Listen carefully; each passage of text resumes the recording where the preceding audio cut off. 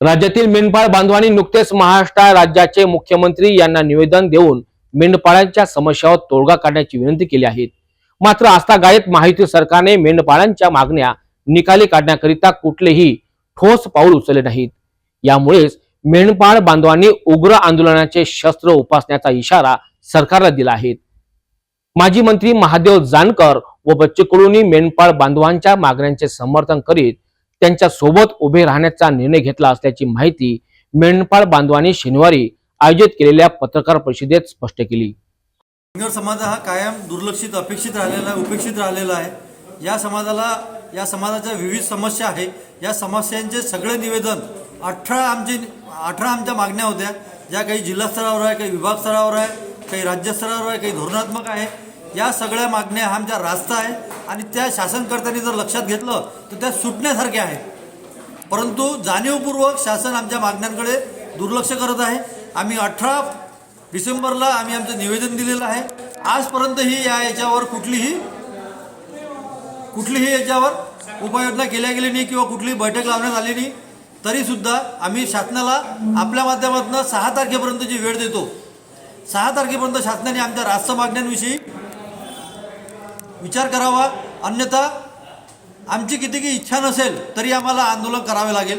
आंदोलनाशिवाय आता आम्हाला पर्याय नाही। आम्हाला जर आमच्या कुटुंबाचा उदरनिर्वाह चालवायचा असेल, आमच्या पुढच्या पिढीला जर मार्ग दाखवायचा असेल तर आम्हाला आज आंदोलन केल्याशिवाय दुसरा कोणताही मार्ग आमच्या समोर अस्तित्वात दिसत नाही। आंदोलन कुठं करणार?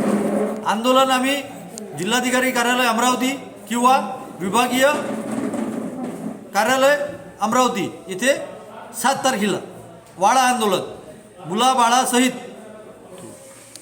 आकस्मिक रोगराईने मरतात यांना सुद्धा 1 रुपयात विमा कवच देण्यात यावं आणि 2006 मध्ये जो कायदा त्यांनी भारतीय वन कायदा 1997 जे बंदी घातलेले वनचराई अधिकार आहे ते उठवण्यात यावे आणि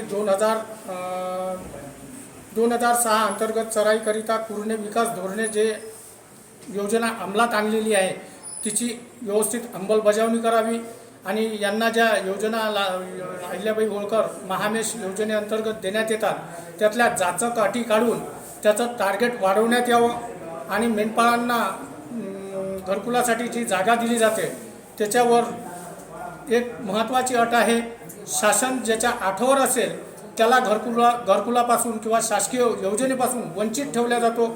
हे एक महत्त्वाची बाब शासनाने या गोष्टीकडे लक्ष केंद्रित करून याचा पाठपुरावा करावा।